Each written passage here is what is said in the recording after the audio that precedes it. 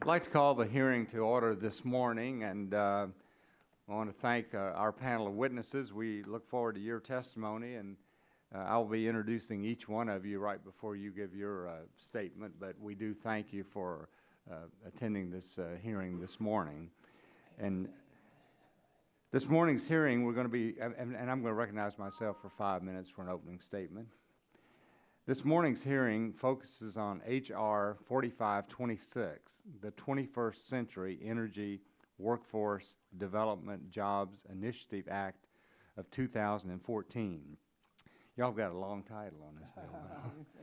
I'm particularly pleased to work with my friend Bobby Rush here, the ranking member of this subcommittee. He authored this legislation. And all of us think that it's vitally important to explore the opportunities that this legislation will provide. The dramatic increases in domestic oil and natural gas production could not have come at a better time for the nation's struggling economy. As a result of America's oil and gas boom, energy is one of the very few sectors of the economy where we've seen substantial job growth in recent years. And these jobs pay very well. In fact, it has been reported that graduates of the South Dakota School of Mines and Technology are commanding higher salaries than graduates from some of the business program at Harvard. The Energy Information Administration and others predict continued increases in domestic oil and gas output in the years ahead, and that translates into growing demand for qualified employees to produce that energy. Many of the nation's fastest growing state economies are energy producing states, and that's not likely to change anytime soon. People with the right training will be needed in even greater numbers, from the geologists and engineers who use state-of-the-art technology to find the oil and natural gas, to those who drill and operate the wells, to those who design and build and maintain the specialized equipment that makes it all possible. And beyond the oil and gas boom, there's still jobs related to coal, nuclear, and many other sectors relating to energy. There are over 800,000 jobs in the U.S. supported, for example, by the coal mining industry alone. There's no doubt that the energy industry offers promising careers for young people, and we need to make certain that these opportunities exist for all Americans, including African Americans, Hispanic Americans, and women. And that is what H.R. 4526 does. And just from my personal view, we certainly want to focus on those groups, but I think it's also important that we have programs available for anyone who needs help economically. Some of those are African American, but they may be Hispanic, they may be Caucasian, whatever they may be. We want opportunities for them. And that's what this bill is all about. And I really look forward to the testimony of those of you on the panel, because you have the expertise to help us get a better understanding of this. And with that, I would like at this time to introduce the author of the bill, Mr. Rush of Chicago, for his 5-minute opening statement. I want to thank you, Mr. Chairman. I want to also commend you for not only co-sponsoring H.R. 4526, but also for holding this important hearing today on an issue that is a high priority for me and for my constituents.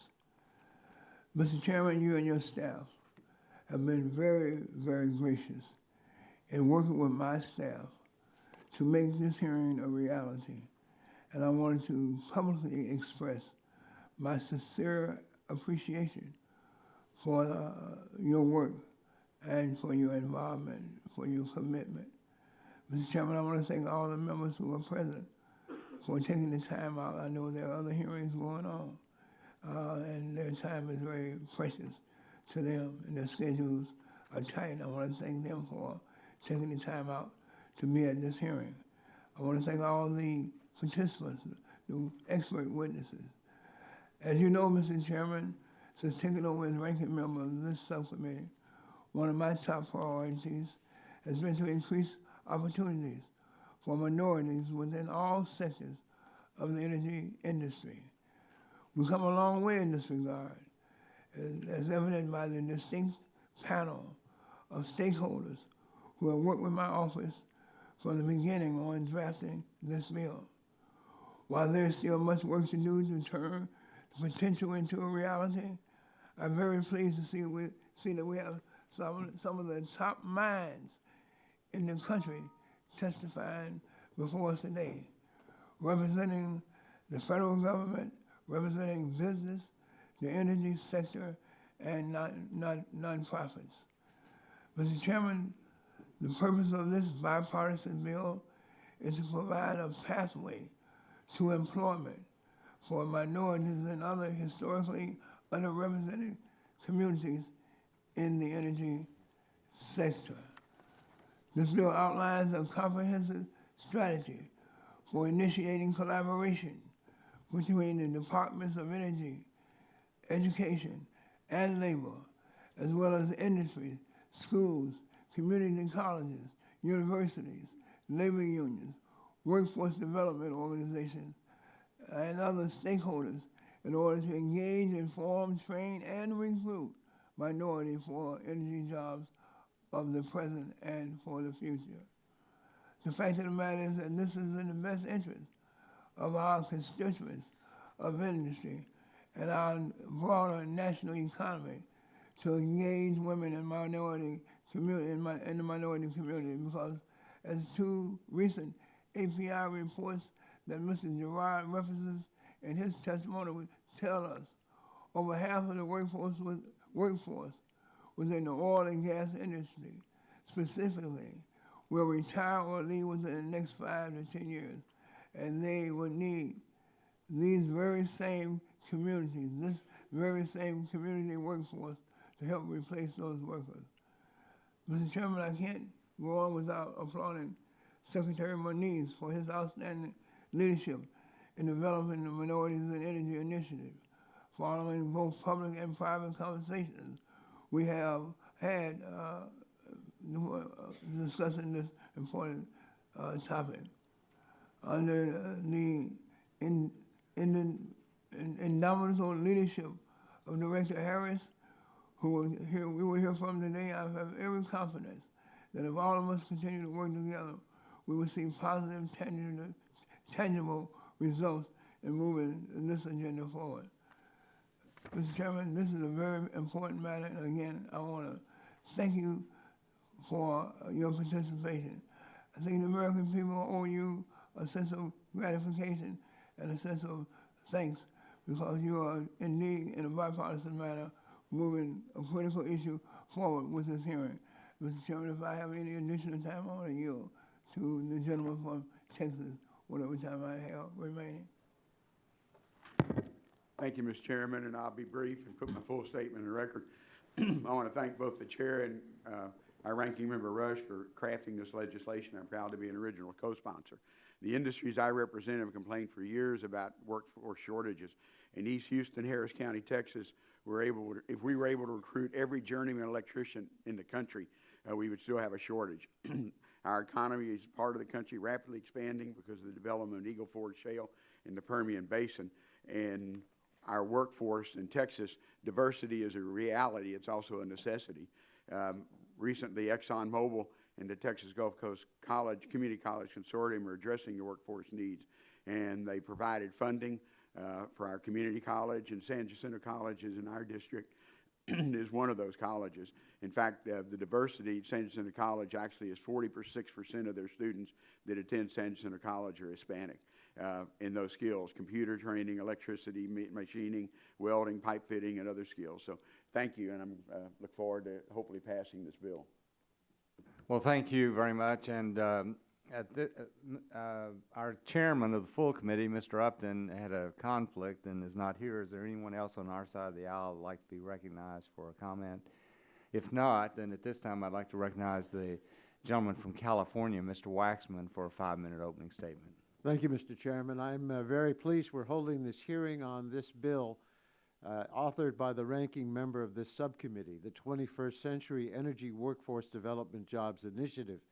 Mr. Rush's bill addresses a major challenge for our nation to ensure that all Americans, and especially minorities, have the skills they need to carry out the jobs available today and in the future. Specifically, this bill aims to prepare minority workers for the wide-ranging job opportunities in the energy sector. The U.S. energy industry is in a period of transformation and growth. Steady advances in critical energy technologies and the resulting cost reductions are generating new businesses and job opportunities across the country. These jobs are being filled by workers with a range of skills and educational levels, from solar panel installers and wind turbine technicians to engineers and line workers in electric vehicle factories. Mr. Rush's legislation aims to ensure that these opportunities emerging throughout the energy industry will also be available to minority workers and minority-owned businesses. Mr. Rush has been a long-standing and tenacious champion for helping minority communities gain access to the full range of career opportunities in the energy field, particularly clean energy jobs.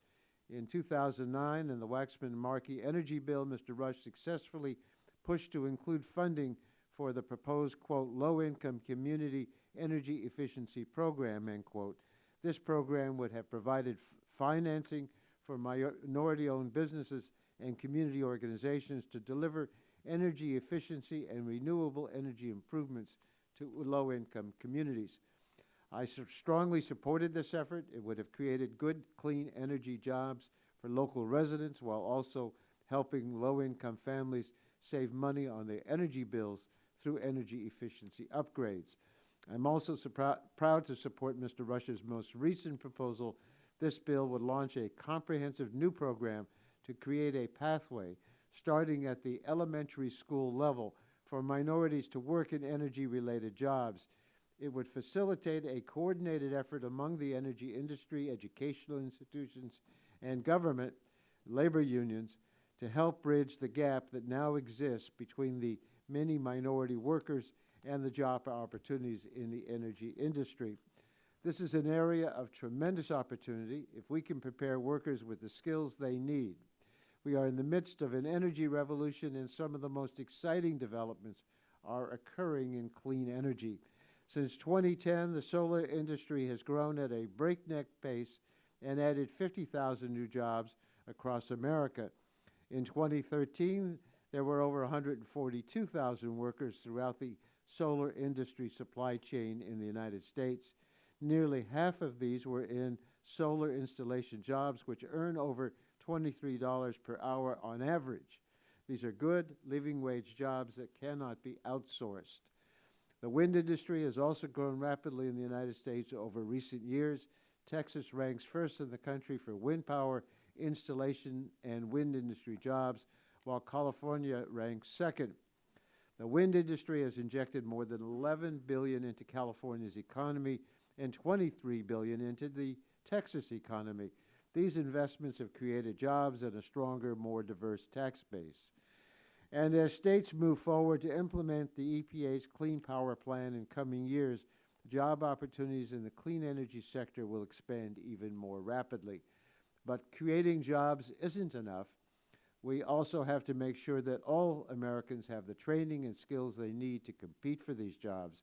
Congressman Rush has put forward a well-developed bipartisan proposal to ensure that minorities, too, will benefit from these new jobs in energy.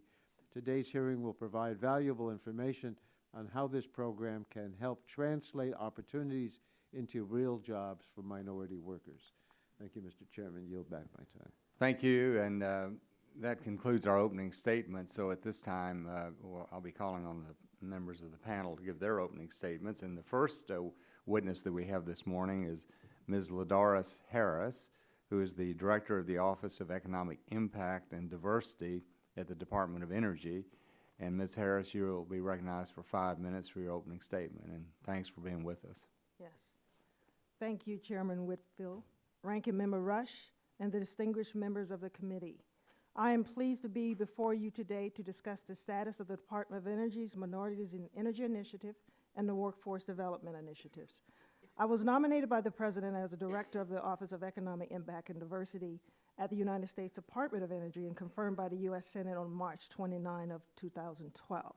As an electrical engineer by training, I bring 30 years of global private sector management and leadership experience in the energy sector. Before coming to Department of Energy, I was co-founder, president, and CEO of Jabot Industries, a minority woman-owned management consulting firm concentrating in the energy, information technology, and healthcare industries. I also serve as an executive at General Electric and held a number of leadership positions at GE Energy and industrial system businesses. Prior to GE, I was an officer and vice president of operations for productions for ABB Services, Inc. I spent 12 years as a field service engineer and services manager for Westinghouse Electric Company. The Office of Economic Impact and Diversity at the department was established in 1979, and with the director appointed by the president and confirmed by the Senate to advise the secretary on the impact of energy policies, regulations, and other actions of the department on minorities and minority business enterprise to ensure minorities can participate fully in the department's energy programs.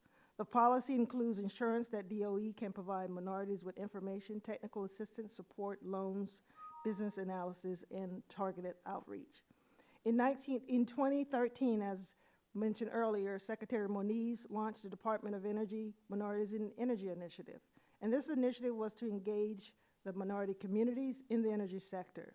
Because of my office's mandate and successful history working with minority communities, Secretary Moniz asked me to task this initiative. The initiative is a public-private collaboration aimed at increasing minority participation in the energy sector through engagement in science, technology, engineering and math, education and workforce development, energy economic development, as well as climate change.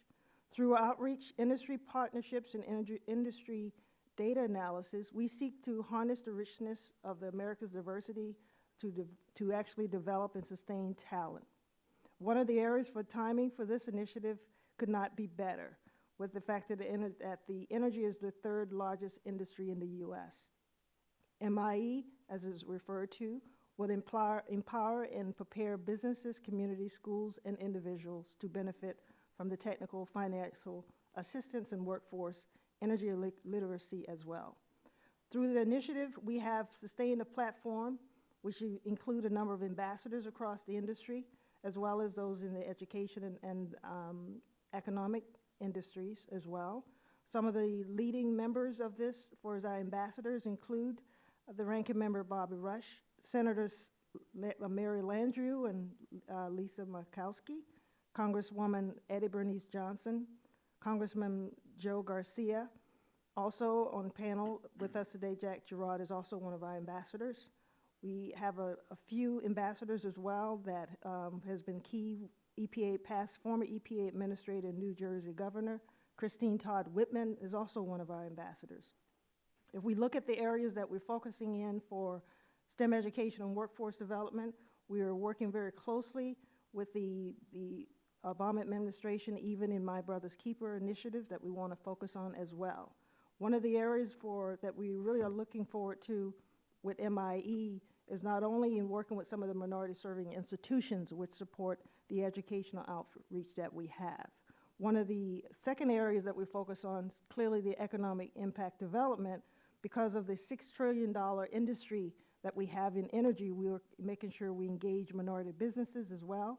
In this area, we have an MOU, for example, with the Department of Commerce, with Minority Business Development Agency that we established in 2013. And collectively, we are working very closely with the businesses to support this.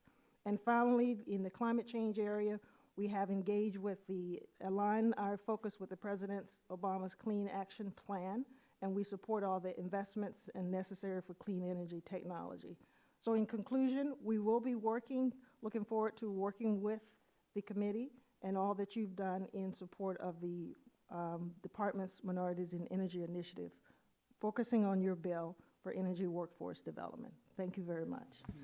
Thank you, Ms. Harris. And at this time, our next witness is Mr. Harry Alford, who's the president and CEO of the National Black Chamber of Commerce. And Mr. Alford, thank you for being with us today, and look forward to your testimony. You're recognized for 5 minutes. Chairman Whitfield, Minority Leader Rush, and distinguished members of this committee, thank you for inviting the National Black Chamber of Commerce to participate in this most important hearing. The NBCC proudly represents the fastest growing segment of the American economy, black-owned businesses. When we were incorporated in May of 1993, the U.S. Census Bureau stated that there were 300,000 black-owned businesses doing $30 billion in sales annually. Today, the U.S. Census Bureau states that there are 1.9 million black-owned businesses doing over $137 billion annually. This fantastic growth has swelled our membership and has made us the largest black business association in the world. We have over 170 local chapters, of which 70% are located throughout the United States. Our database of black-owned firms exceeds 60,000 within the United States. Likewise, there has been an unprecedented growth in this country's energy industries in the last decade. The development and production of natural gas and oil has increased dramatically with the widespread use of hydraulic fracturing. The U.S. has moved from being a country that imports natural gas to one that has the capacity to export it. In fact, natural gas production in the U.S. is expected to grow, increasing 56% between 2012 and 2040. This type of growth directly translates into jobs, often well-paid jobs with Fortune 500 companies. In fact, according to the U.S. Energy Information Administration, jobs in the oil and gas industries have outpaced all others in the private sector. Without a doubt, minorities should be competing and landing these jobs. According to a March 2014 IHS study, the U.S. oil and gas industry and the petrochemical industry together employed a total of 1.2 million people in 2010. Of those jobs, African-American workers held 98,000 of them in 2010, accounting for 8.2% of the total employment. According to the same IHS study, there will be a total of 1.3 million direct job opportunities over the period of 2010 to 2030 in the oil and gas and petrochemical industries. Of those job opportunities, IHS projects that African American and Hispanic workers will account for nearly 408,000 jobs, or 32%, in 2030. IHS also estimates that African American and Hispanic workers are projected to make up nearly 20% of the management, business, and financial opportunities through 2030. One of the most significant ways that we as a minority community can take advantage of the employment boom in energy sectors is to support local development of energy-related projects and development within our local communities. A good example of such a partnership is the Mississippi Power Company's construction of a power plant in Kemper County, which began in 2010. The power plant will have carbon capture and sequestration technology, providing for lower emissions generation. The facility is projected to create more than 12,000 construction jobs and 1,000 permanent jobs, generating more than $75 million in state and local tax revenue. The Kemper facility has contracted with 22 minority-owned businesses for $96.7 million in business opportunities. Summation. The purpose of this bill is to provide a pathway to employment for minorities and other historically underrepresented communities in the energy sector. This bill outlines a comprehensive strategy for initiating collaboration between the Department of Energy, Education, and Labor, as well as industry, schools, community colleges, universities, labor unions, workforce development organizations, and other stakeholders in order to engage, inform, train, and recruit minorities for the energy jobs of the present and future. The Secretary of Energy shall make the objective of educating and training minorities and other workers for the 21st century jobs a national priority. Collaborate with the Secretary of Education or his designee and the Secretary of Labor or his designee to develop guidelines for educational institutions at all levels, including K through 12, community colleges, undergraduates, graduate, postgraduate universities that would help the energy workforce in the 21st century. Work with organized labor and community-based workforce organizations to help identify candidates, including from historically underserved communities, such as minorities, women, and veterans, and to enroll into training apprenticeship programs, leading to full union membership. I commend Representative Rush, Whitfield, and Johnson on their introduction of this important legislation. The bill provides for an overall strategy to connect representatives from industry, education, and government and other stakeholders in an effort to engage, inform, train, and recruit minorities for the energy jobs of the present and future. With these types of efforts, we can educate, train, and employ African Americans and other minorities so that they too can enjoy the economic benefits of the American energy boom. Thank you. Thank you, Mr. Alford. And our next witness is Ms. Casey Bell, who's a senior economist with the American Council for an Energy Efficient Economy. And thanks for being with us, and you're recognized for 5 minutes. Chairman Whitfield, Ranking Member Rush, members of the committee, thank you for the opportunity to speak to you today about the need for workforce development and training in energy and related industries. My name is Casey Bell. I'm a senior economist with the American Council for an Energy Efficient Economy, commonly known as ACEEE. I'm testifying on behalf of Jim Barrett, our chief economist. ACEEE is a nonprofit research institute dedicated to advancing energy efficiency. For over 30 years, we have been a trusted source of information on end-use efficiency technologies and policies. I'm here to talk to you about the training and workforce development needs for the energy efficiency industry. First, just to make sure we are all talking about the same thing, I'll spend a moment defining energy efficiency. Though often conflated with energy conservation, efficiency is distinct. It's not about turning down the thermostat and putting on a sweater or otherwise doing without. Instead, efficiency is about doing more with less. Going further on a gallon of gasoline, keeping your home warm while using less fuel, using precision timing to produce high-quality products while cutting costs. Unlike other energy sources, you can't touch, smell, or see energy efficiency. You can't burn it or put it on the electric grid.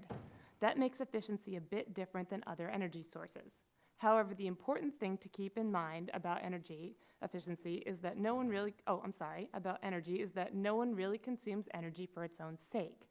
We don't necessarily buy gasoline because we like gasoline. We buy it because we need to go places, and our cars use gasoline to take us there.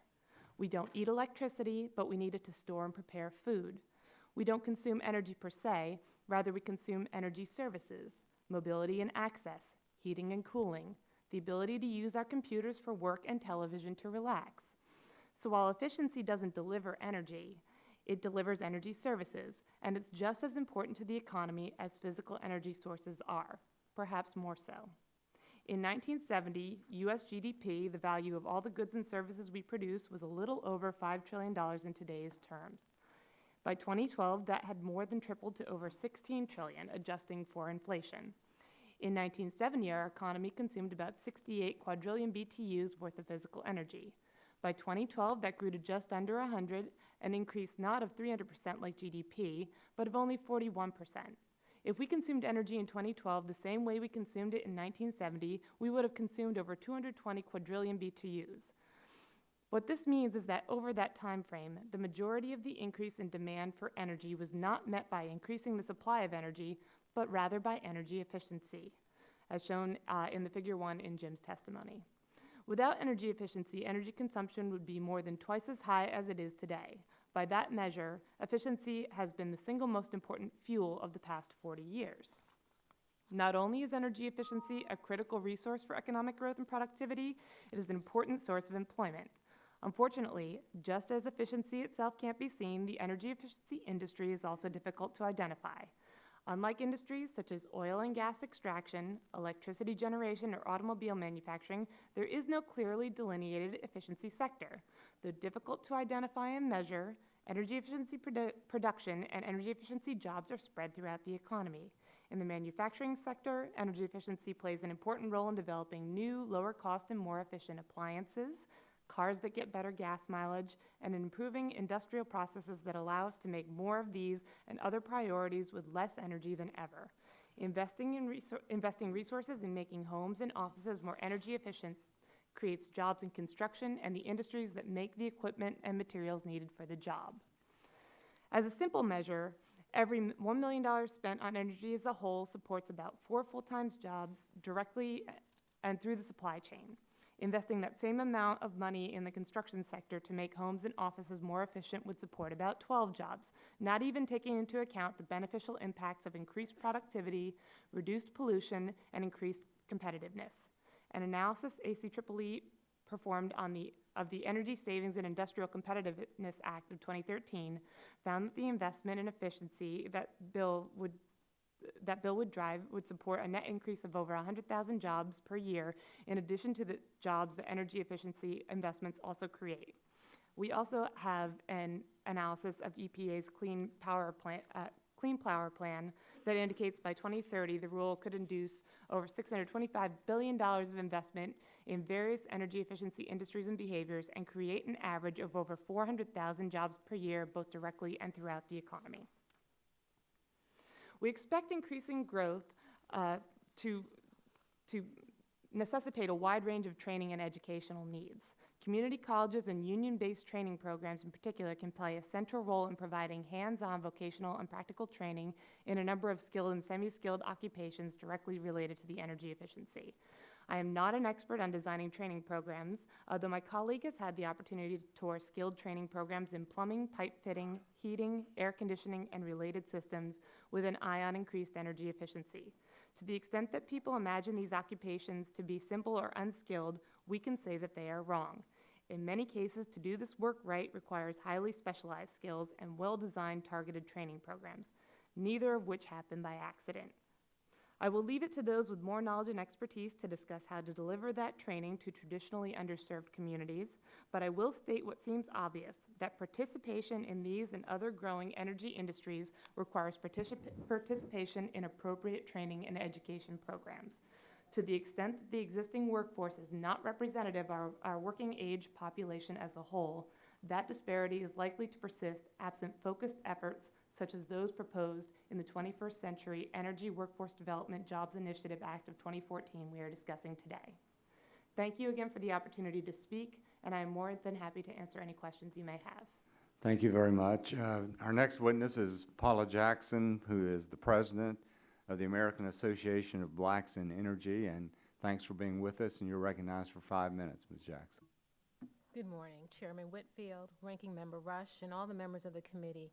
Thank you for giving me the opportunity to testify before you today. My name is Paula Jackson. I'm the President and CEO of the American Association of Blacks in Energy. We are a national association of energy professionals founded and dedicated to ensure the input of African Americans and other minorities into the discussions and developments of energy policy, regulations, R&D technologies, and environmental. Our membership of 1,500 energy professionals who work in every sector of the industry are committed to building a cadre of young African American leaders for this industry.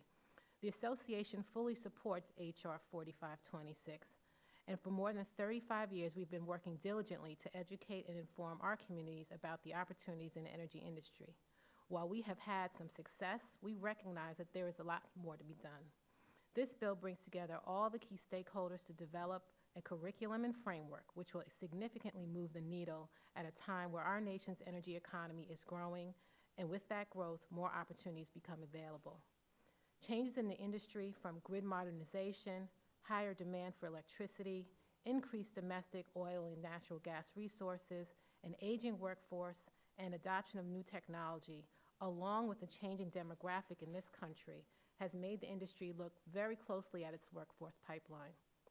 In response, the electric and natural gas industry formed the Center for Energy Workforce Development, which is an organization that works with utilities to develop solutions for the coming workforce shortage in the utility industry. And the oil and natural gas industry has made workforce pipeline, and more specifically, inclusion of women and minorities in the workforce, a priority as well. As you can imagine, for an organization like mine, this is great news. We aren't spending time trying to convince the industry to be more inclusive. Instead, we're spending time looking for opportunities to collaborate and address this problem. Increasing the participation of minorities has been at the core of our work for 37 years. And as an organization, I want to share with you some of the things that we've been doing to move things forward. Our first is our scholarship program. Through the ABE Scholarship Program, which was established more than 30 years ago, we encourage young people to study in the STEM disciplines and pursue a career in energy. And a result of that work, more than $1 million in scholarships has been granted to students around this country. And as the industry's needs have changed, our program has changed. One change is that we've expanded this program to include students who are going to major in business. The other change is that some students go to 2-year institutions as opposed to 4-year institutions. And so we are really trying to find ways to take advantage of these opportunities and bring students where they are into this industry. Our chapters offer specific programs and innovative collaborations to get students to think about STEM and this industry. For example, our New York chapter has partnered with NYU Poly, Con Ed, National Grid, and they offer a Summer Energy Academy every year for middle school students. That 6-week program introduces students to careers in the industry by having them do research and develop their own energy projects. And just this past weekend, I had the opportunity to visit with a group of high school students who are working in Atlanta on developing an energy app for our association. And it provided a wonderful opportunity to talk with students who are thinking about video game design as energy as an opportunity for those types of skills. Every October, we have Black Energy Awareness Month, where all of our chapters offer interactive learning activities for local students to broaden their knowledge about the energy industry. And then we do community outreach. This year, in partnership with Hispanics in Energy, the DOE's MIE initiative, and API, we've kicked off an Energize series, a community conversation about energy, opportunity, and workforce readiness in diverse communities. And this 8-city tour has brought together industry leaders, community stakeholders, policymakers, and others to discuss opportunities in the industry and the challenges which make accessing these opportunities difficult. To date, we've hosted conversations in Bakersfield, Canton, Chicago, Denver, Las Cruces, and Philadelphia. Tomorrow we'll be in Charlotte, and next month in Detroit. And finally, as an association, we're always looking for opportunities to collaborate with other organizations. Most recently, we've signed an MOU to belong to an organization called Changes, which is the coalition of Hispanic, African, and Native Americans for the next generation of engineers and scientists.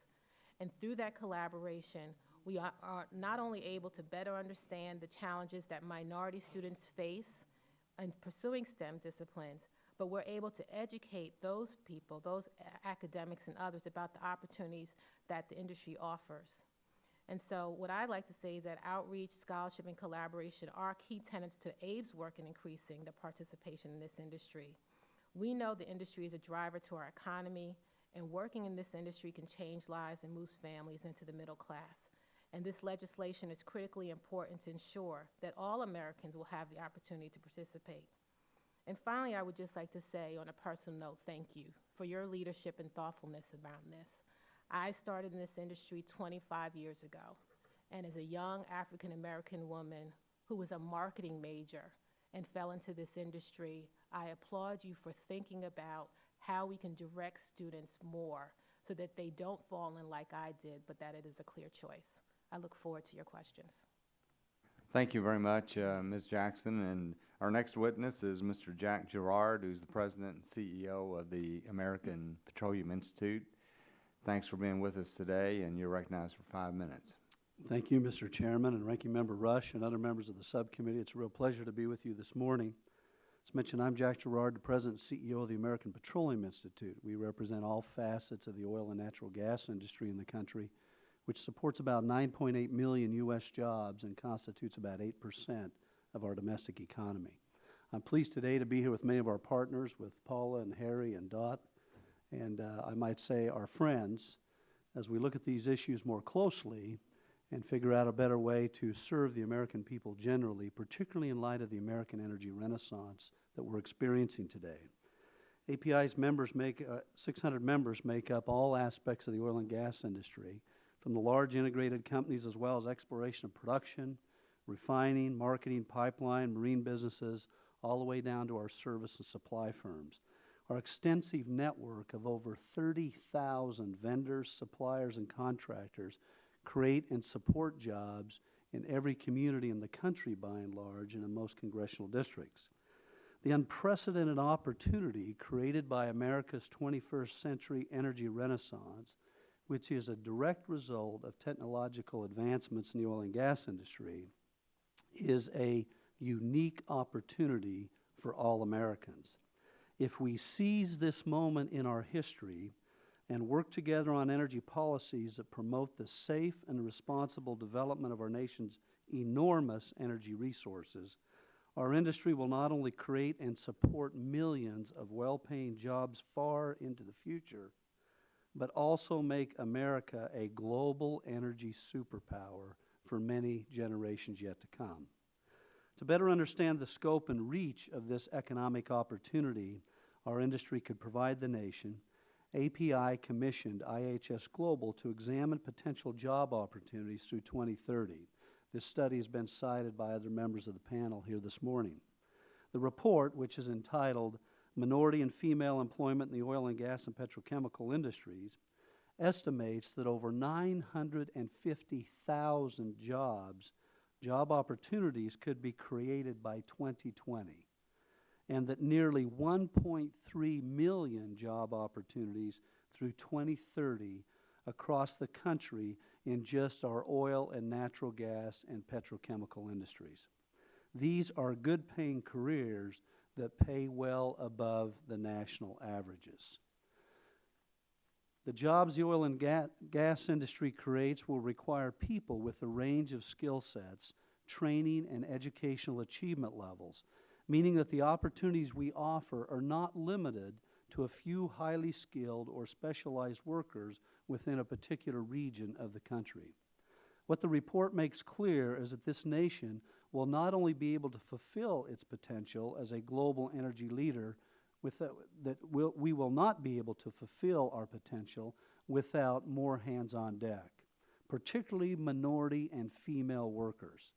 The report estimates that there are nearly 408,000 job opportunities that could be filled by African American and Hispanic workers, with 185,000 of those being filled by women. African American and Hispanic workers are projected to make up nearly 20% of new hires in management, business, and financial jobs through 2030. These estimates are based on current and projected trends in factors such as labor workforce participation rates, educational attainment, and should be considered a floor, not a ceiling, for job opportunities. In order to be competitive for all 1.3 million jobs, certain education and workforce training must occur. That's why we applaud the leadership, Mr. Rush, Chairman Whitfield, and others in introducing H.R. 4526, the 21st Century Energy Workforce Development Jobs Initiative Act of 2014. And I want to thank other members of the subcommittee and other members of the House who have already co-sponsored this important legislation. H.R. 4526 will help achieve our shared goal of fuller participation by more Americans in the 21st century American energy renaissance by streamlining the coordination between the various sectors within the energy industry and the federal government, creating guidelines for training, encouraging STEM education that will expand the pool of qualified workers at all levels, and by working with state energy offices to provide high school counselors and regional job opportunities. The bill will also enhance the productive working relationship between the North America building trade unions who've been an invaluable partner with us in the oil and gas industry. We now have a labor management committee of 15 unions that we work with often to create job opportunities and specifically training opportunities to prepare this workforce of the future. Put simply, the bill helps bring our nation closer to the day when the tremendous job creation and economic growth brought about by America's vast energy resources are no longer projections, but are indeed reality. We strongly support the bill. We appreciate the bipartisan leadership, and we look forward to working with you on it. Thank you. Thank you very much, Mr. Gerard. We appreciate the testimony of all of you, and at this time, I'd recognize myself for 5 minutes of questions.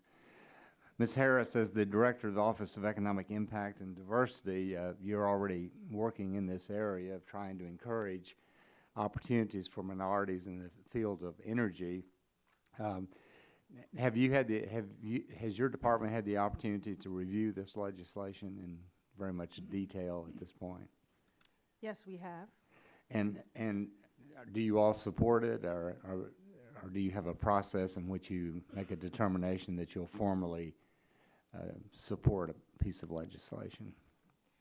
The department has not taken a position on the legislation, but I can say that it's appreciation from the department with the ranking member Rush's leadership in this incredible, important topic for all of us. The goals and objectives of the legislation are very much consistent with what the department focuses on, particularly with our mission for minorities in energy. Having congressional engagement at the highest levels, such as what you have done, is very important to the department. Okay. And from your practical experience, from where you're working now, you view that this would be quite helpful to you in encouraging more minorities in the energy sector. This bill will for sure support minorities in the energy sector. It's, as we've talked about earlier with some of the other panelists, where we're heading in this country, we have to have participation by all. And with the growth of minorities for the demographics of this country, we actually have to support all women, minorities to participate in order to support the energy sector. I was just curious, you have your degree in electrical engineering. Yes. And there's certainly a lot of more men in engineering than women, but as a young girl growing up, how did you become interested in electrical engineering? Actually, it was a field trip I took in my 10th grade class. I was planning on being an English teacher like many of my siblings, but I took this field trip to Savannah River, which is actually one of our national labs. And it was told to me how important it was opening for women, minorities, the money to travel, and all those things that a young high schooler would be interested in. So as a result, I actually switched over and became interested, went to University of South Carolina as an engineer, and graduated, was the first African-American woman to graduate from electrical engineering department at University of South Carolina. Wow. So I've loved it ever since. And how old were you when you took that trip? Oh, I was 10th grade, so what that made me. Yeah. So up until the 10th grade, you were going to be an English teacher and Yes. made the switch. Yes. Well, that's encouraging. That was my actually, it was my chemistry teacher, Miss Crum. I will never forget her. She encouraged you. Yes. Yeah. That's why teachers are so important. Absolutely. So, Ms. Jackson, you said that your organization had actually reviewed the legislation. You actually support it. Yes. And how old is your organization? 37 years. And who started it? It was started by a gentleman named Clark Watson out of Denver, Colorado, and incorporated in Colorado in 1977, and then in D.C. in, I think, 1980. Mm-hmm.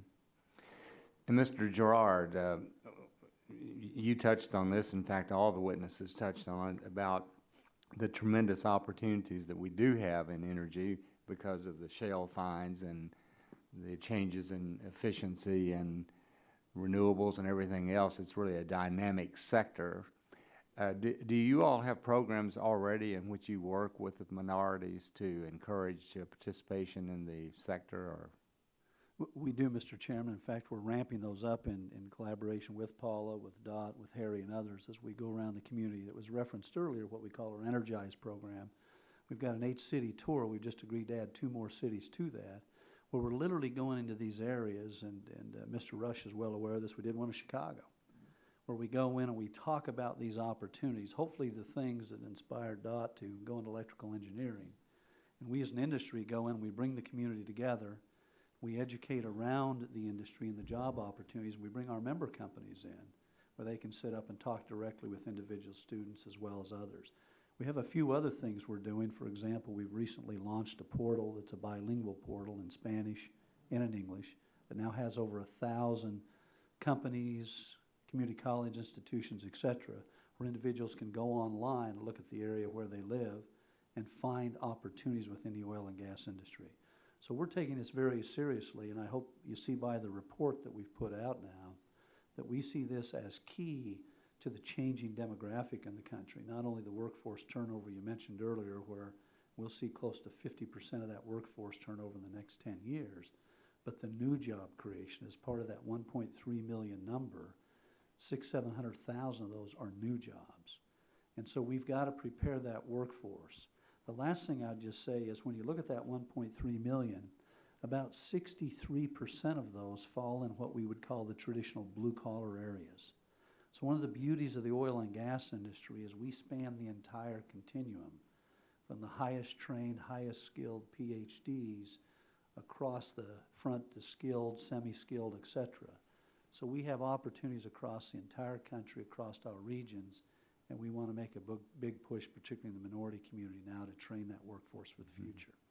Well, thank you, and my time has expired, so at this time I'll recognize Mr. Rush for 5 minutes. I want to thank you, Mr. Chairman. Mr.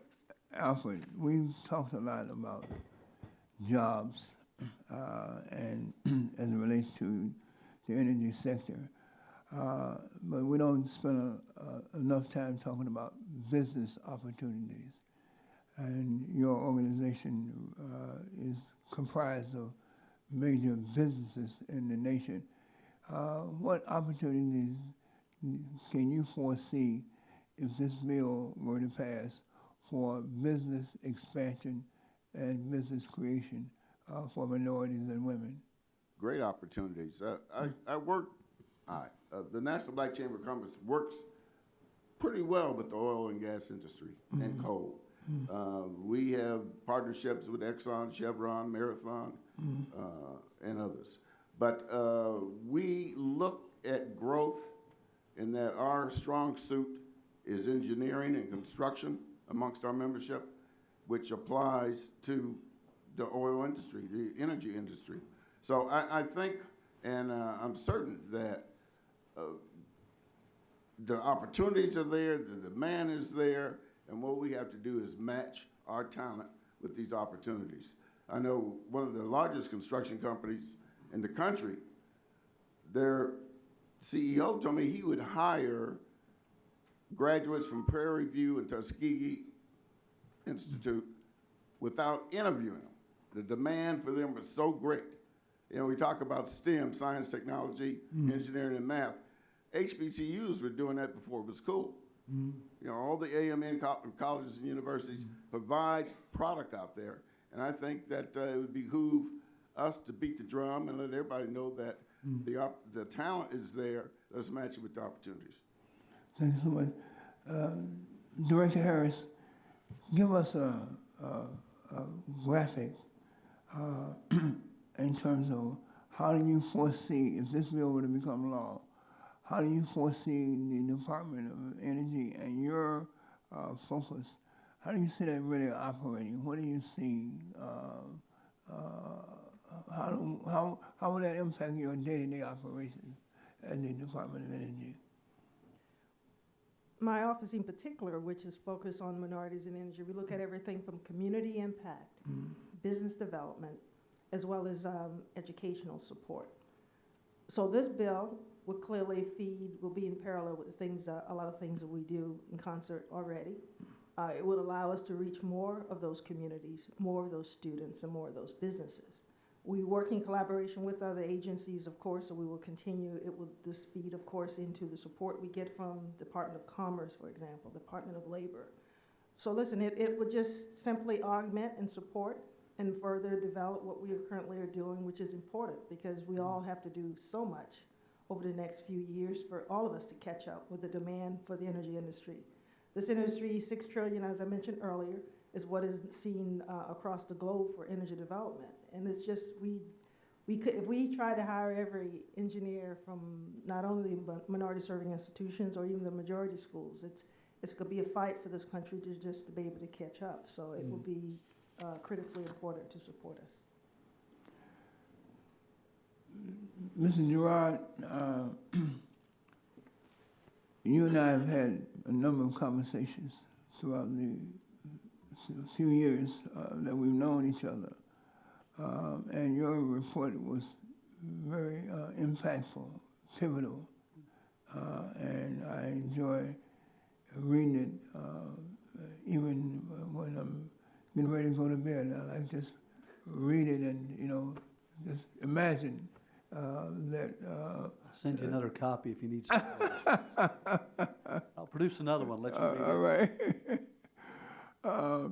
But can you discuss with this subcommittee the risk of the energy sector and to the economy as a whole if we don't proactively train and prepare the 21st century energy workforce? I mean, what's at stake And what are we risking by not implementing the spirit and the tenets of this bill? What's at stake? Well, first of all, Mr. Rush, I think it's a great question we need to think about in a broader context as well. Let me suggest there's probably at least two dimensions we ought to think about in terms of risk. The first one is where we position ourselves in the global economy and the geopolitics of the world today. It's fascinating when you see the various unrest around the world, you can find underpinning a lot of that conversation to be tied to energy. And we're in a very unique opportunity now as a nation that we've never been in before. We've moved from scarcity to abundance literally overnight. And by doing that, we've got to catch up with that mindset and actually move this quicker. So I would suggest the first risk is a global risk as a nation. We're now the world's #1 natural gas producer. No one would have predicted that 5 years ago. Some have said we're already there. Others believe we're about to be the world's #1 oil producer, surpassing Saudi Arabia. So when you look at what's going on in Russia, you look at what's going on in the Middle East, you look at our European friends. It's an event over the weekend with many ambassadors where they're all begging me saying, you've got to send us your energy. You send us your energy, it changes that geopolitical dynamic. So I think that's the first risk. The second one I would suggest is just our opportunity as a nation to put our people to work. If you look at the average compensation in the oil and gas industry today in the private sector, it's about $90,000, $96,000 a job. That compares to $49,000 on average for the rest of the nation. These are not just jobs, these are careers. These are what give the dots of the world, if you will, a huge opportunity. So our risk is that if we don't engage this process, help bring our people the skill set, and then focus on the policies necessary to achieve this energy renaissance, as a nation we run the risk that we're going to frankly hurt our economy and hurt our people in addition to our world standing. Thank you, Mr. Rush. At this time, I'd like to recognize the gentleman from Virginia, Mr. Griffith, for 5 minutes. Thank you, Mr. Chairman. I appreciate that very much. Appreciate you all being here on this important issue. I'm going to pick on Mr. Alford and Mr. Gerard for just a minute and throw you a little bit of a curveball. We are working on a resolution today on the floor related to supporting the Ukraine. And in paragraph 15 of that resolution, in the resolved columns, the United States Congress, if it passes this resolution later today, will call on the Ukraine and other countries to support energy diversification initiatives to reduce the ability of the Russian Federation to use its energy exports as a means of applying political or economic pressure, including by promoting increased natural gas exports from the United States and other countries. So I would ask you, Mr. Alford, and you, Mr. Gerard, do you believe that if we export our natural gas, we can have both more power in the world without using our military force and create jobs for all Americans, including the minorities listed in this particular bill that we're discussing today? I think we need all of the above. And go ahead, yeah. Energy is the lifeblood of enterprise. And I think we should be the most powerful nation in the world, which we are, and I pray to God that we will continue. And though we may walk through the valley of death, we will fear no evil, because we are the toughest, strongest, richest nation walking in that valley. I hope I answered your question. I believe you did, Mr. Gerard. And I agree with you. Mr. Gerard, you want to try to follow that? The power in the world, the answer is absolutely. In terms of creating jobs, absolutely. Let me add a third dimension to you, environment. There's a lot of talk out there now, and this gets right back to the LNG export question. DOE has done an analysis that shows by exporting our natural gas, not only do we wean some of our allies off other parts of the world where they'd prefer to have more diversity of options, but it shows that for those that are focused on the carbon emissions go down on a global scale. So not only can we achieve this domestically, we're at a 20-year low in this country in carbon emissions. We're now 10% below where we were in 2005. Why? It wasn't because of policy. It's because the economy came back and we're producing abundant amounts of clean-burning natural gas. So when you look at that same dynamic in the global economy, you look at Asia, you look at Europe and elsewhere, you can get the same benefits. So this is a big deal that goes well beyond the traditional job creation, geopolitical alliances. Well, and I would have to agree. I think this is a great bill. have to figure out how we're going to pay for everything, but we should be encouraging minorities to get into the energy sector. I believe it's a growth sector for the United States for a long time to come. Does anybody disagree with that? We'll start with Ms. Harris. Anybody disagree this is a growth sector for the United States economy, energy? I absolutely agree with you, Yes. for sure. Yes, sir. It's a game changer. Ms. Bell? Yes, and particularly in clean technologies. I agree with you. It's one of the few bright spots we have in our current struggling economy. Well, and I would agree with that as well, and I believe in all of the above. Of course, I come from a district that produces natural gas and coal, so I don't ever want to pick on the folks in coal, and I'm very appreciative in this resolution that coal is listed. It is not excluded, as sometimes happens to be the case, and I hope that we can find new ways to use coal even cleaner than we're using it today. It's cleaner now than it's ever been, but I think we can do better, and I hope that we'll have some bright, young, energetic minds, including our women, Hispanics, African Americans, et cetera, working on that problem as well. And I appreciate you all being here today on this important bill. Thank you so much. And Mr. Chairman, with that, I will yield back. Thank you, Mr. Griffith. At this time, I recognize the gentleman from Texas, Mr. Green, for 5 minutes. Thank you, Mr. Chairman, and the panel heard my opening statement. I represent a very blue-collar district in East Harris County. At any given time, our district has 5 refineries and lots of chemical plants, plus a lot of service companies who hire my constituents to go out to the oil patch and work. And being a native Houstonian, this is the best economy I've ever seen. We used to joke about in the 70s how great it was, but then we had the 80s, and Louisiana, Texas, Oklahoma was in a depression in the 80s, and the rest of the country was doing okay, I guess, but we were in terrible shape.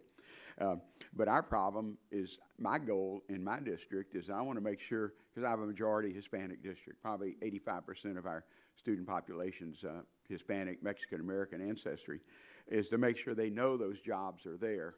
And so we do job fairs every year. In fact, I didn't get to go to my one this last Monday night because we had votes, but we had 500 people there with their parents talking about job fair earlier, and then the career days where we help people fill out their paperwork for colleges. And but the industry supports us, and I've seen that. Our job fair we did just recently, we had 80 employers, and back in 08 and 09 we were lucky to get 25 or 30. So, but my goal is to get those young people out of my high schools. If they don't want to go to college, we have community colleges that they can go to, and frankly, industry's helping fund that so they can get those skills. And the Secretary of Labor was in Houston about 2 weeks ago and was at the San Jacinto Community College in my area. And you can come out of high school with a high school diploma, take certification in certain skills, and make $80,000 a year.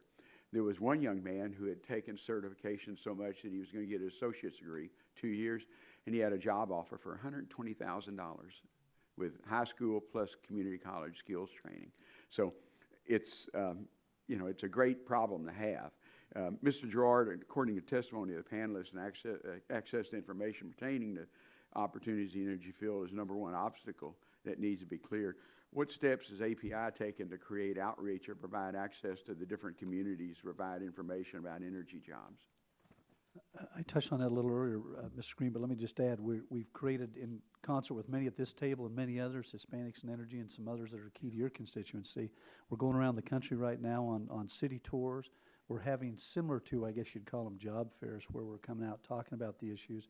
We've created a bilingual portal now that has over 1,000 companies, community colleges, and others, particularly those that speak Spanish, can go on.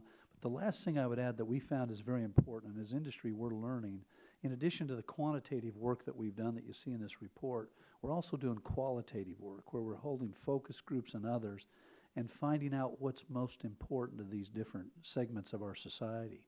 For example, amongst the women, we're finding it's a workplace balance question where they want to be able to continue with family but yet have opportunity. So we're nuancing our approach to make sure we're focused on what's most important to these different segments. So we've got a lot of things going, and we expect to have more over time. It won't happen overnight, but we're committed to this long term, and we believe it's going to happen. Okay. Ms. Director Harris, like I said, we've done job fairs that focus on high school students coming out at the end of May. Has DOE conducted any research or outreach to local high schools, particularly in the area of the energy, whether it be in our areas, oil and gas and downstream jobs at the refineries or chemical plants, or maybe upstream, but I know coal is also interested. But has DOE looked at that workforce issue and done research and outreach at the high schools? Oh, absolutely. Matter of fact, we look at K through 12 in addition to, collegiate students. And then looking at that whole I use the term from kindergarten all the way through employment. And the fact that you're from Houston, which is the most diverse city in the country, right? So we've been working very closely a lot in Texas, but across the country having a lot of internships, even through the department that we support through high school. We have a lot of energy literacy. One of our offices promote that we get into the schools. We've been working very closely with the superintendents in the schools. And you mentioned another area, community colleges. So we're working with a lot of models of students being, once they get the high school degree, they also get certification when they receive their high school degree that can actually go directly into the workforce. So absolutely, we're working very closely with K through 12.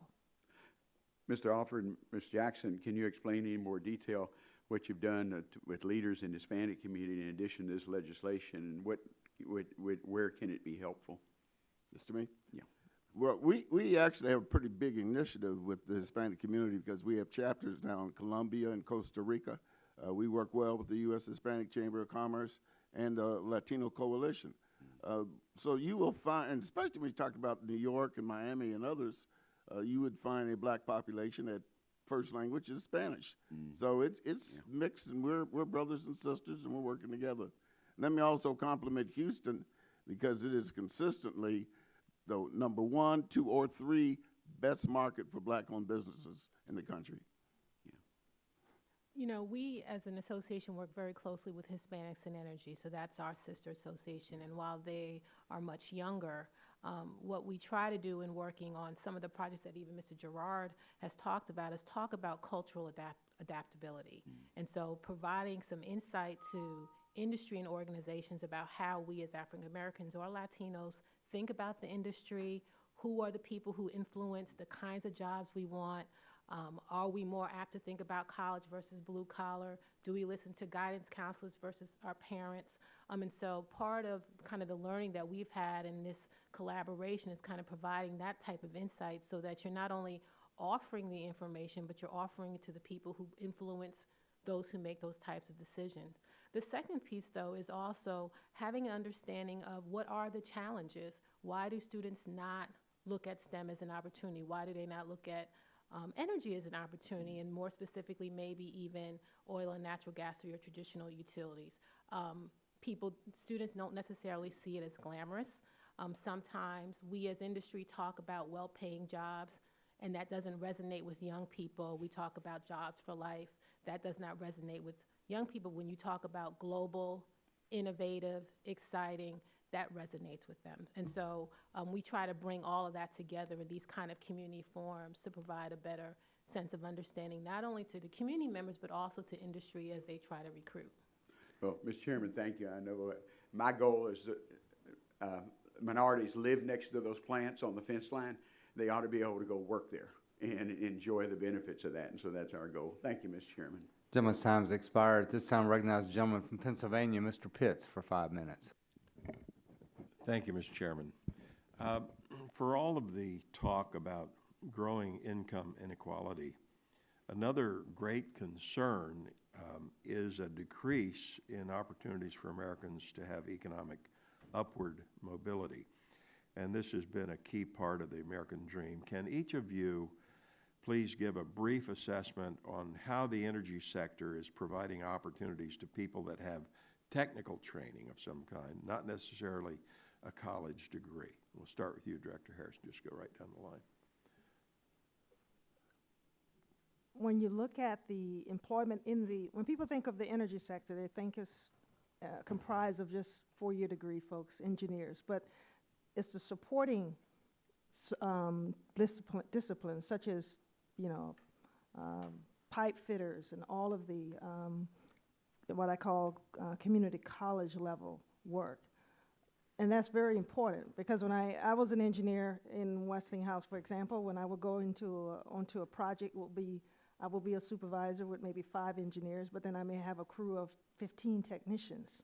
So you need the technical supporting workforce. So I would say absolutely when you look at not only just the 4-year and engineering types, but everything from the business side. We work a lot with community college. Folks think, again, that energy requires all technical support, but you need business leaders. You need to go into the colleges and go into the business schools, the marketing schools to actually support this whole infrastructure. So I use the term, there's probably very few people in this country in the workforce that cannot find a job in the energy industry. So it's very broad, and it's something that we need to educate our students and our communities more on. Thank you. Mr. Alford. Yeah, during the Katrina rebuild, we partnered with various oil companies and construction companies to have a training program in East Texas, Louisiana, Mississippi, and West Alabama. It was surprising to see how many of those kids graduated and entered into the labor market, from pipe fitters to oil riggers. Right now, Exxon still has that program going on in Baton Rouge.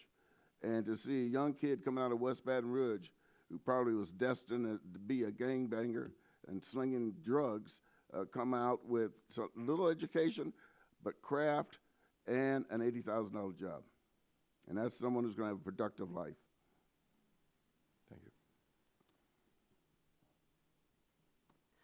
So I would have to say a lot of the industries that have traditionally touched the energy efficiency industry have relied heavily on skilled workers, particularly in the construction industry. I would also say that within the efficiency community, we are seeing a growing community of entrepreneurs, particularly in an area around information technology called intelligent efficiency. And this requires skills in computing, business, information technology, and in industrial settings. And this is an area that is going to require training and trained workers as well. Thank you, Ms. Jackson. You know, I would say that part of what has gotten us in the situation that we're in today in terms of this workforce pipeline is that this industry offers incredible stability. And so when we talk about these high percentages of people who are about to retire, it's because they've been in organizations for 30, 40 years. And so you can have a really fruitful career. It doesn't mean that you're in the same job for 40 years, but you have a long career doing a myriad of different things, but that if you like the organization that you're working for and they like you and you do a good job, you could literally start at 21 and retire at 65 and be in the same place. And I don't know that there are many other industries that can tell that kind of story across sectors like this one can. Thank you, Mr. Gerard. Yeah, the only other thing I would add to that is, and I think Paula makes a great point, is we view these as careers, as long-term careers. So upward mobility in the oil and gas industry, there's great upward mobility. And as I mentioned earlier, 50% of our workforce will turn over in the next decade. But I think the other piece of it we shouldn't overlook is the compensation associated with that upward mobility. Because the median average wage in the U.S. today at $49,700, ours is $96,000. And so these are great paying jobs. They're the type of jobs a lot of folks would love to have. And that's why this connection between these various segments in our industry is so important. We're putting a real focus on it. But the technical skills, this report we've released, it shows 1.3 million job opportunities. 63% of those fall in the traditional blue-collar area. So you can get various skill levels that are required all the way up to the PhD. We have young people leaving high school in North Dakota making $100,000 driving a truck. And so these are great opportunities. So we view ourselves as one-stop shopping, if you will, from whatever skill level you have all the way to the most advanced in our society. Thank you. My time's expired. Gentleman's time has expired. At this time, recognize the distinguished gentleman from Louisville, Mr. Yarmouth, for 5 minutes. Thank you, Mr. Chairman, fellow Kentuckian. It's good to be here, and I want to thank you and Mr. Rush for your leadership on this issue. It's a rare instance of bipartisanship where we can actually discuss in harmony a policy that I think has great potential for the country. I certainly agree with all of you that the energy field is going to be a source of continuing job growth and is one of the areas that we can look to solving some of our employment challenges. And we've seen that in my district already.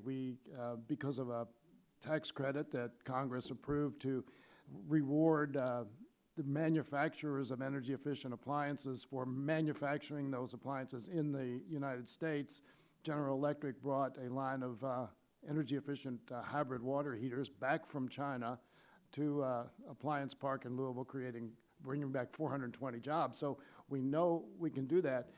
And I'm reading a book now that is fascinating to me, and I recommend it to everybody. It's called The Second Machine Age, and it deals with the impact of the digital revolution and on a lot of aspects of life, but particularly on employment. And one of the themes of the book with regard to employment is that as we move forward, the kind of jobs that will survive are not necessarily jobs that require education.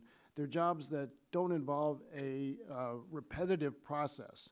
That if you're in a job that involves a repetitive process, that's probably going to be eliminated by digital technology. And you think of bank tellers and checkout clerks at supermarkets and so forth.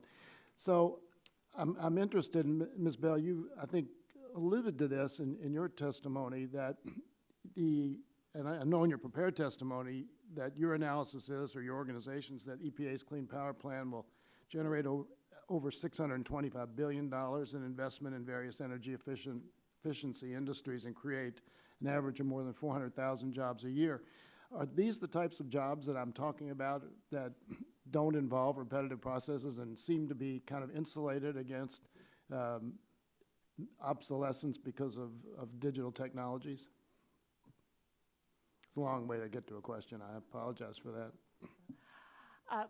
Well, so as I previously mentioned, so I think that the short answer would be yes.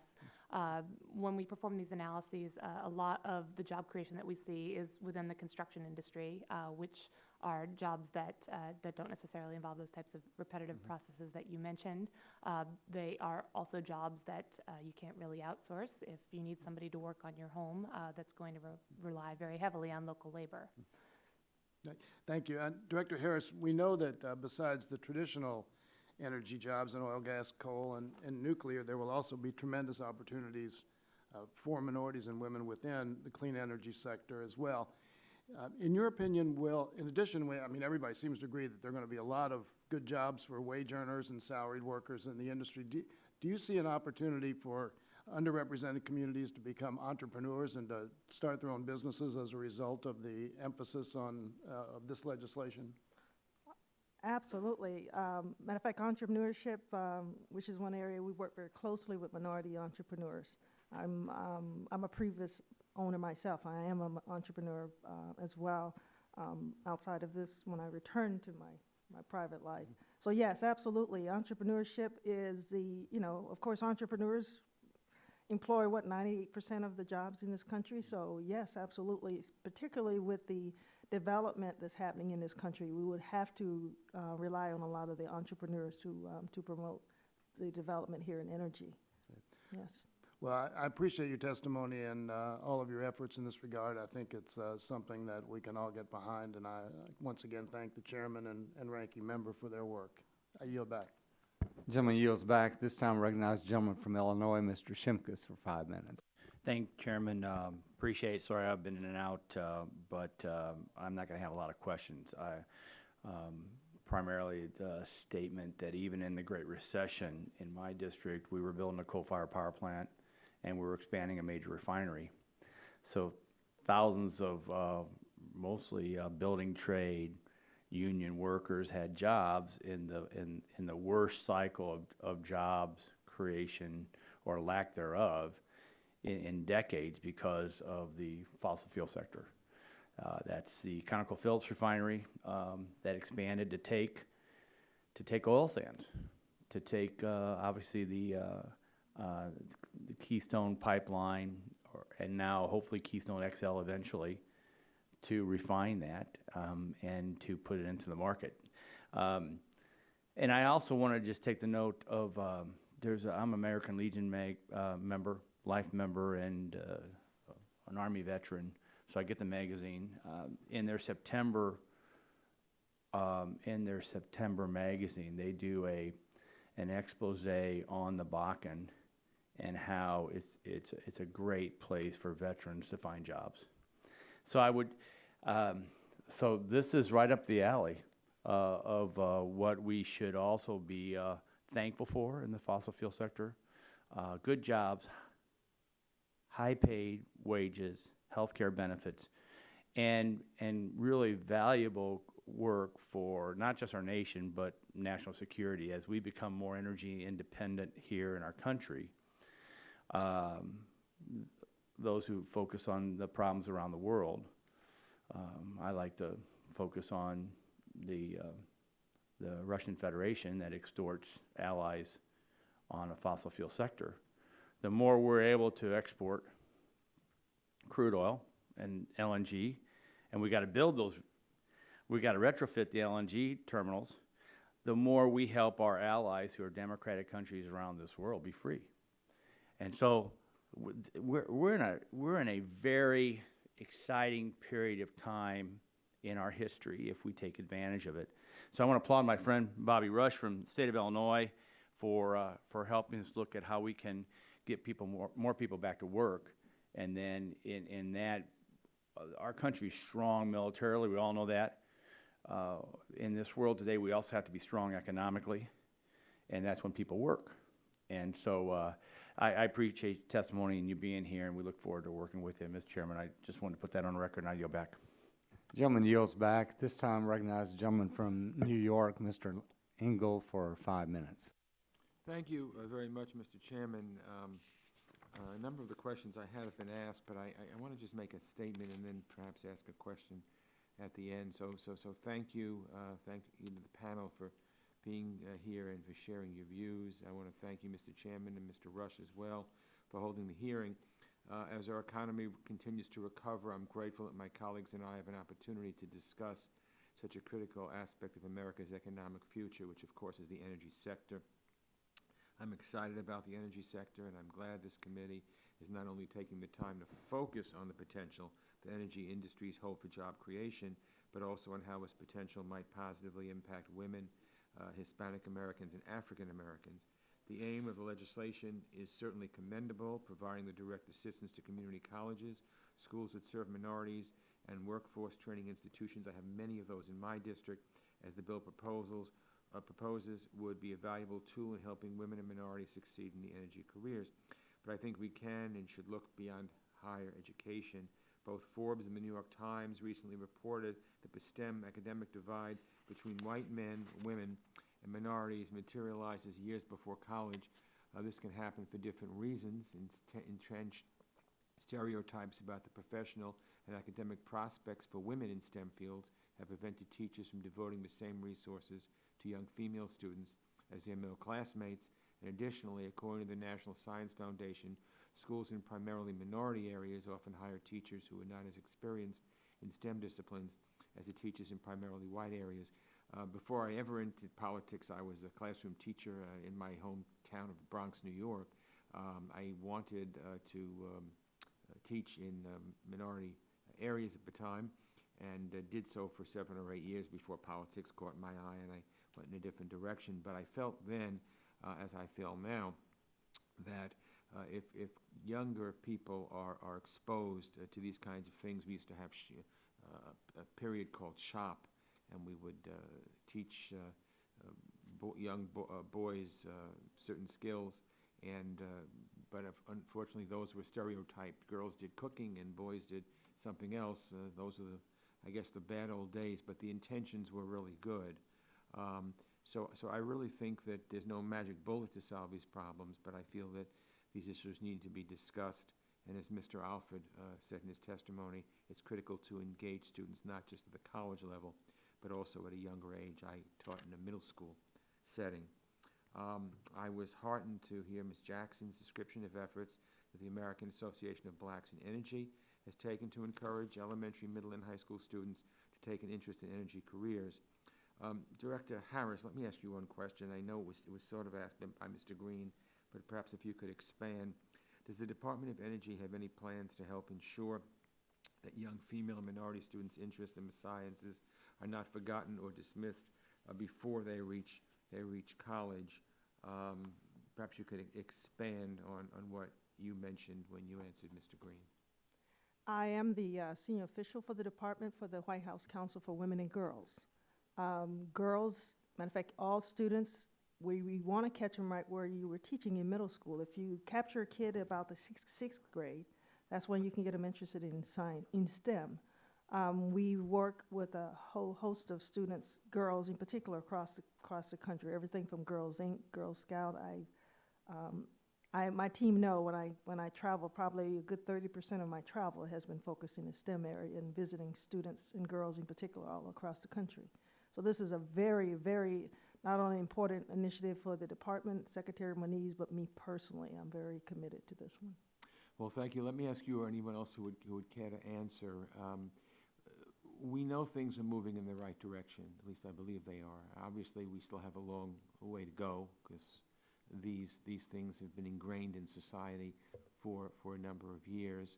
And perhaps some of you had answered this while I was gone. But do you finally feel that we're getting it right, that we're moving in the right direction, albeit slowly, probably not fast enough?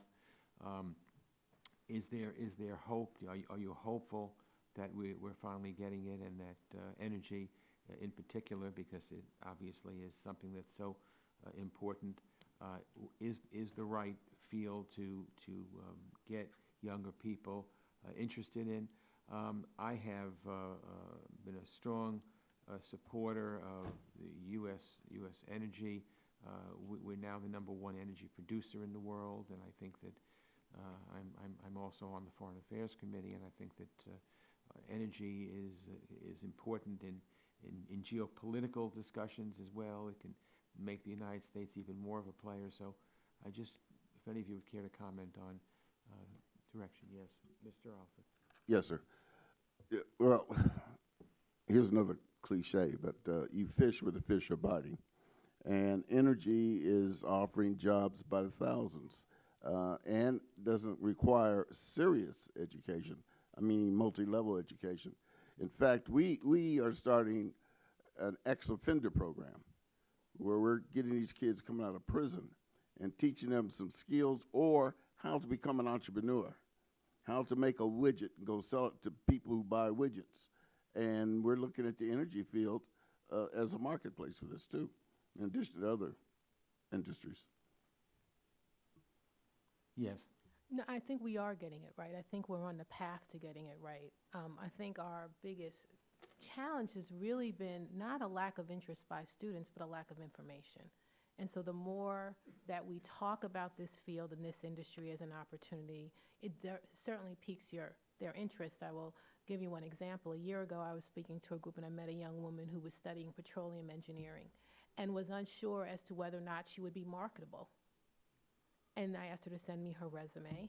And I was amazed to find that this young woman had already had a BS in biology. She spoke 5 languages, including Arabic, and had no idea that someone would want to hire her. And so we've just got to do a better job of letting students know that, hey, we are here and we want you, because it just doesn't cross their mind. Mr. Engel, I think the verdict is still out, but I think our real test as a nation, it goes back to the question Mr. Rush asked earlier, what is the risk if we don't get this right? And from your vantage point, being on foreign affairs and others, you see those risks in a very intimate, direct way. But I think 3 or 4 years from now, if we look back on this point, and based on all the collaboration we're seeing, the leadership of this legislation and others, this is really the turning point. And part of that is an understanding on the part of the American public that we truly have moved from scarcity to abundance. And we've now got to shift that mindset. It shouldn't be based in the Arab oil embargo of the 70s. And that comes to public policy questions like oil exports and others that Mr. Shimkus mentioned earlier. If we take advantage of those opportunities, and you know the implications of that better than I do in terms of our allies, our partners around the world, then I think we can look back at this time and declare job well done. That we captured the vision, we seized the moment, and we really moved us in a new direction. And it benefits all Americans from whatever walk of life, but the focus here now creates the opportunity. 5, 6 years down the road, we can look back and see how well we did, but I don't think we know yet we've got to stay after this. This can't be a fleeting moment. It's got to be a long-term commitment, and we've got to stay at it, and then I think we'll begin to see the culture change. I agree. Thank you. Thank you, Mr. Chairman. Thank you. And that concludes the questions for today. Mr. Rush? Mr. Chairman, I ask for unanimous consent to enter into the record a letter in support of the bill from the National Urban League. Without objection, so ordered. And Mr. Chairman, if you don't mind, as we conclude this hearing, I must again applaud you, Mr. Chairman, and applaud all the members of the subcommittee on both sides of the aisle. This has been a rare occurrence here in the Congress over many years, where you have bipartisan support, collaboration on an issue that is before the American people.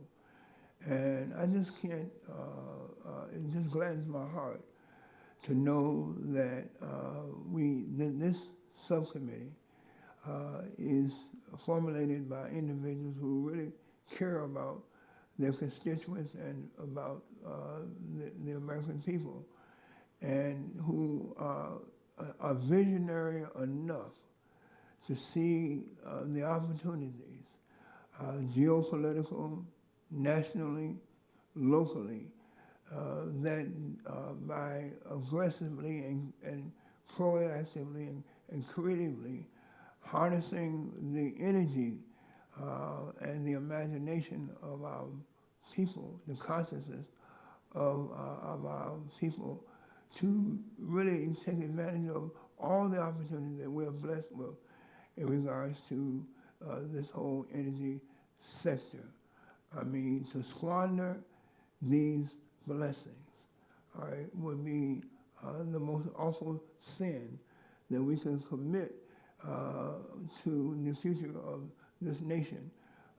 And I just want to salute you and the courage of the other members of the subcommittee that have participated, and those who wanted to but couldn't be here because of other obligations. But this is the spirit that I think that we all aspire to realize and to be a part of when we take the oath to serve this nation and our constituents. So again, Mr. Chairman, thank you for your leadership. Well, Mr. Rush, thank you, and it is a very important subject. And during the hearing, I actually whispered to Mr. Rush if he felt uncomfortable in this kind of bipartisan effort here. But it is an important issue, obviously, and I look forward to working with all of you and our staffs on doing more on this 21st Century Energy Workforce Development Act. And thank you so much for your testimony, and all of you provided real insights for us, and it was quite helpful. And as I said, look forward to working with all of you. The record will remain open for 10 days for any additional materials. And that concludes today's hearing. Thank you very much.